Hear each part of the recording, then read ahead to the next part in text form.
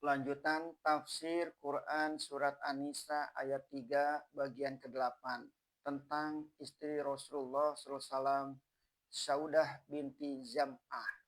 Saudah binti Zam'ah dari keturunan Lu'ai. Pada Lu'ai itulah bertemu nasabnya dengan Nabi. Dia menikah dengan Saudah beberapa hari setelah Khadijah meninggal dunia. Saudah pun ketika itu telah tua. Tidak berapa selisih umurnya dengan Khadijah. Besar kemungkinan bahwa pernikahan ini terlebih banyak ditekankan kepada pemeliharaan rumah tangga karena kematian Khadijah. Suaminya yang pertama bernama Syakron bin Amir dari Bani Lu'ai juga. Setelah dia tua dan merasa tidak dapat lagi menyelenggarakan suami menurut mestinya, dia hadiahkan hari gilirannya kepada Aisyah. Saudah terkenal sebab kesolehan dan kesabarannya. Dia dapat hidup menjadi istri beliau dan menyaksikan kewafatan beliau. Dia meninggal setelah tua sekali di akhir pemerintahan Umar bin Khattab. Aisyah binti Abu Bakar Siddiq. Telah beberapa lama setelah itu, beliau menikah dengan Aisyah di bulan Syawal tahun ke-10 nubuat. Inilah istri beliau yang paling muda usianya ketika dinikahi, dan inilah istri beliau satu-satunya yang dinikahi dalam keadaan dara atau perawan.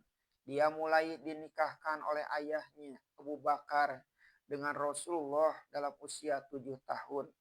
Akan tetapi baru beliau berumah tangga dengan dia setelah pindah ke Madinah dalam usia 9 tahun.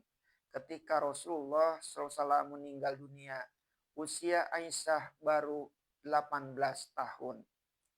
Karena dia tidak diberi putra oleh Allah, dia meminta izin kepada Rasulullah untuk memakai kunyat atau gelar. Lalu diizinkan oleh Rasulullah memakai gelar Ummi Abdillah. Diambil dari nama Abdullah bin Zubair, anak Zubair bin Awam, anak Asma binti Abu Bakar, kakak Aisyah. Kata Masruq, ahli hadis yang terkenal, merawikan sebuah hadis yang diterimanya dari Aisyah. Selalu dia sebutkan hadis ini.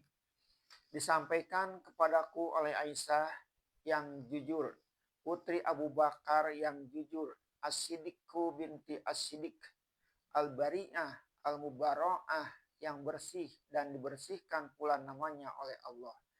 Masruq juga mengatakan, aku melihat orang tua-tua dari kalangan sahabat-sahabat Rasulullah datang bertanya kepadanya hal pembagian faraid. Berkata Atha bin Robah, Aisyah adalah seorang yang paling ahli dalam hal fikih, paling alim dan paling baik menyatakan pendapat terhadap orang awam. Amr bin As berkata, aku pernah menanyakan kepada Rasulullah SAW, siapakah perempuan yang paling disukainya? Beliau menjawab, Aisyah. Dan aku tanya pula, laki-laki yang paling engkau sukai? Beliau menjawab, ayahnya. Kelebihan Aisyah dari yang lain ialah bahwa tempatnya lah yang dipilih Nabi SAW untuk sakitnya yang membawa mautnya. Dialah yang menyelenggarakan sakit beliau dan wafat beliau di atas haribaannya. Aisyah wafat di Madinah pada tahun 57 Hijriah dalam usia 60 tahun.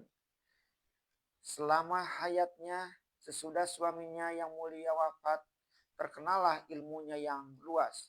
Tempat orang bertanya, pernah pada zaman Ali bin Abi Thalib terjamah tangannya kepada politik sehingga memimpin peperangan Jamal atau perang berontak melawan Ali.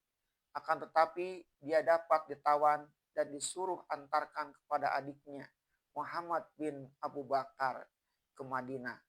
Sejak itu beliau tidak mencampuri urusan politik lagi, hanya mengajarkan ilmunya tentang hadis, fikih, faraid, dan serba sedikit mengerti pula dalam soal-soal pengobatan yang ada pada waktu itu.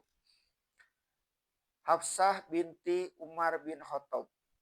Hafsah seibu dengan Abdullah.